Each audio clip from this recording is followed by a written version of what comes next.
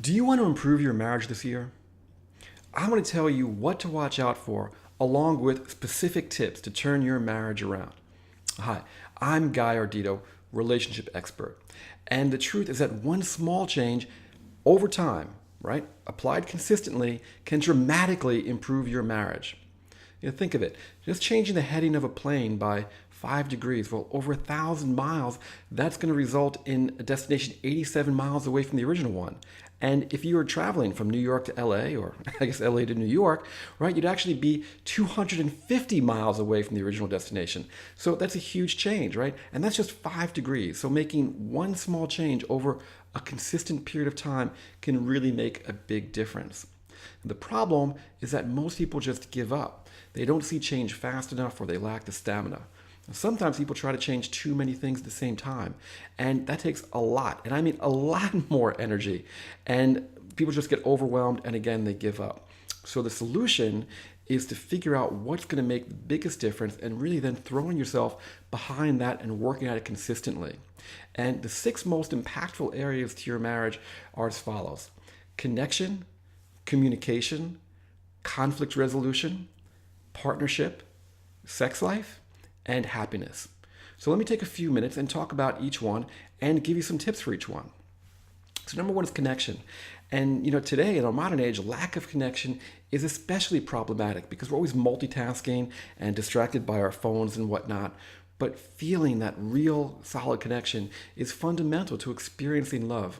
So it's absolutely crucial.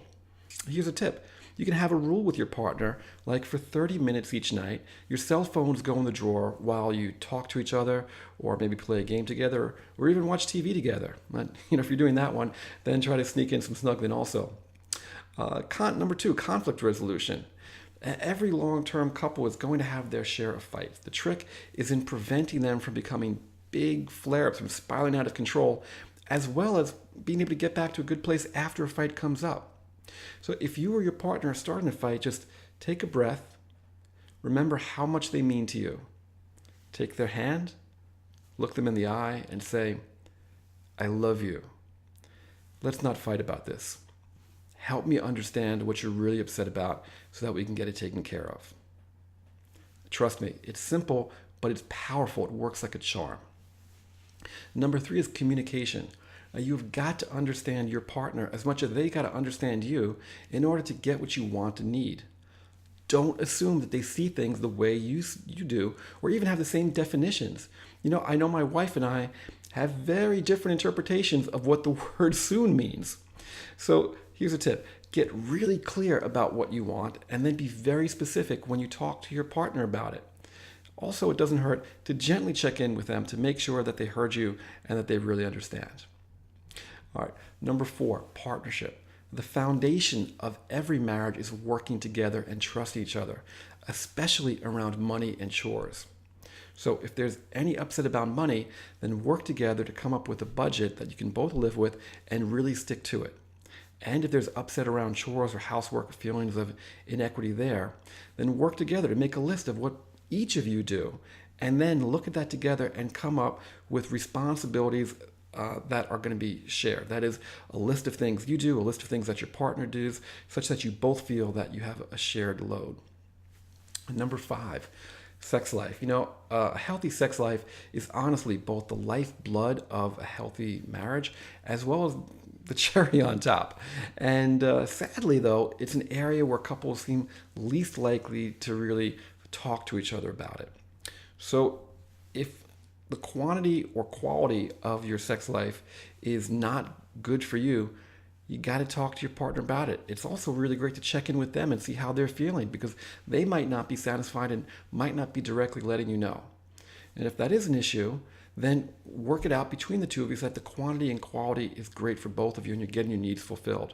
And once you're at that level, then you can take it to the next step.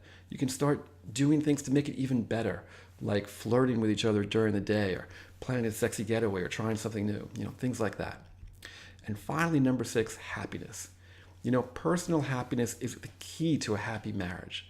Now, we all have bad days and challenges, and sometimes we have challenges that can last for days or weeks or even months. But a chronic lack of happiness is going to be a burden, not just to you, but to your partner and the marriage. It's going to be just as great a burden, although it may show up in different ways.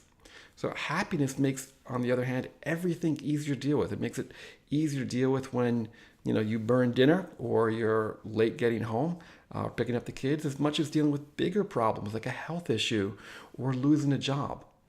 Remember, happiness is a choice. Something external can help you feel happy for a moment or a few moments, but it's internal. You've got to generate it internally. It's our responsibility, each of us, to choose it, to generate it, and express it. So I hope you found those useful. Take that information, apply it to your relationship today.